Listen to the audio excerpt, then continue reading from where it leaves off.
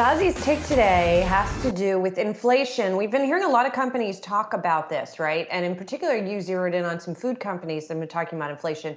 Even though the Fed doesn't count that kind because it's transitory, it can affect some of these companies' bottom line, obviously.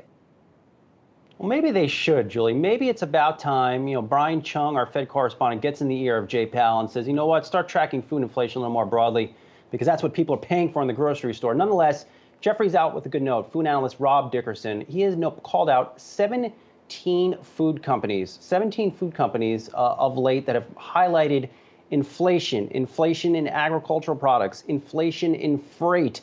And now a lot of these food companies are starting to take action. They're redesigning their packages, maybe one or two less pieces of cereal in that bag, believe it or not.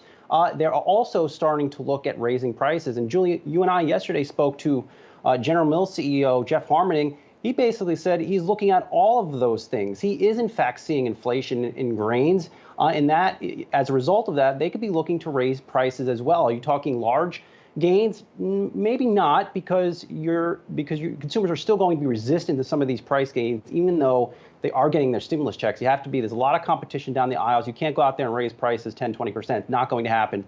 But that brings me to my next point here, Julie. If you can't raise prices so much to offset some of these double-digit gains that the likes of a Jeffrey's is seeing in grains, when does that impact your margins? And Jeffrey's really voiced some concern here. Within 6 months, because of the lag and impact of inflation, that could hit profit margins for a lot of these food companies and could ultimately hit their stocks. Now, the stocks they're doing okay the past month. They're not pricing this in at all, but they could take a hit, as second and third quarter earnings come out here and margins are under pressure.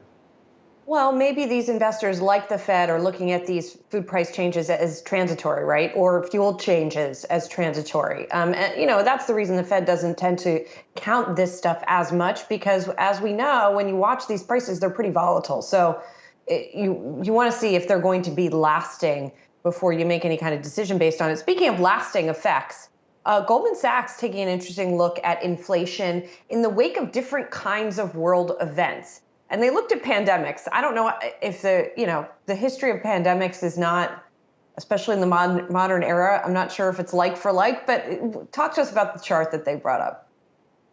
Yeah, Goldman Sachs makes the contention that it's not normal that after a pandemic, at least going back to their research, that you see large inflationary, sustained large increases in inflation over a period of time. And they call out two reasons for that. One, you have the loss of physical capital because of the pandemic.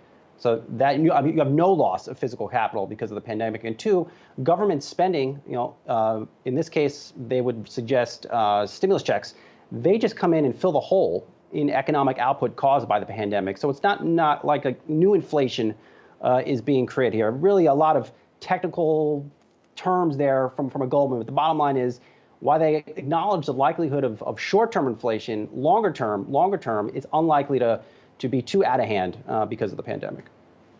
Well, that does make sense. And that also feeds into what we have heard consistently from the Fed, right, in terms of their willingness to let inflation approach a 2% and even exceed a 2%. On the question of pass-through of price increases, to your point that you were bringing up earlier, I was listening to an interview on Bloomberg this morning with Patrick Harker, president of the Philadelphia Federal Reserve Bank, and he said for now, producers in his region are not passing on those prices, which is in line with what you were talking about with some of these food producers. So that's an interesting trend and one that really bears watching to see if it changes.